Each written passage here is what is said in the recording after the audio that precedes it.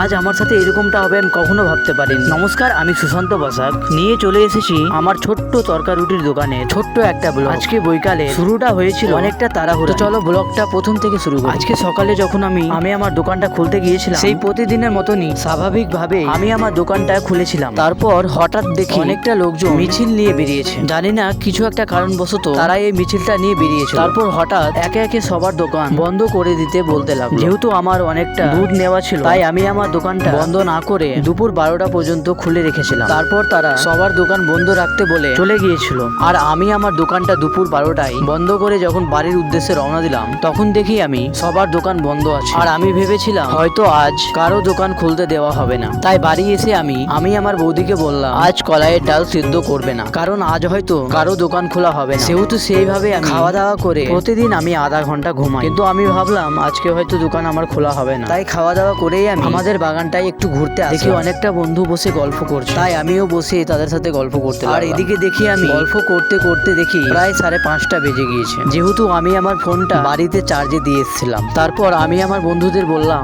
আমি একটু বাড়ি থেকে আসছি ফোনটা নিয়ে। আর বাড়ি গিয়ে দেখি আমি আমার দাদা আমাকে ফোন করেছে, তাই আমিও আমার দাদাকে ফোন লাগালাম এবং আমার দাদা আমাকে বলল সবার দোকান খুলে দিয়েছে। যেহেতু সন্ধ্যে 6টা বেজে গিয়েছিল, সেহেতু আমি আমার বৌদিকে বললাম কলাইটা তাড়াতাড়ি সিদ্ধ চাপিয়ে দাও। আর বললাম বাবা কাজ থেকে আসলে কলাই আর মশলাটা দিয়ে পাঠিয়ে দিবে দোকান। আর এটা বলার পরেই আমি ঝটপট রওনা দিলাম আমি আমার দোকানের উদ্দেশ্যে। আর সত্যি বলছি বন্ধুরা, আজকে যা আমার তাড়াহুড়া হয়েছিল দোকানে, সব রেডি করতে করতে কাস্টমার এক একে আসতে থাকলো। আর সব কাস্টমারকে দাঁড়িয়ে রেখে আমি এদিকে তরকাটা রেডি করতে লাগলাম। তো বন্ধুরা, আজকের জন্য ব্লগটা এতটাই। দেখা হচ্ছে নতুন একটা ব্লগে। ততক্ষণের জন্য সবাইকে টাটা।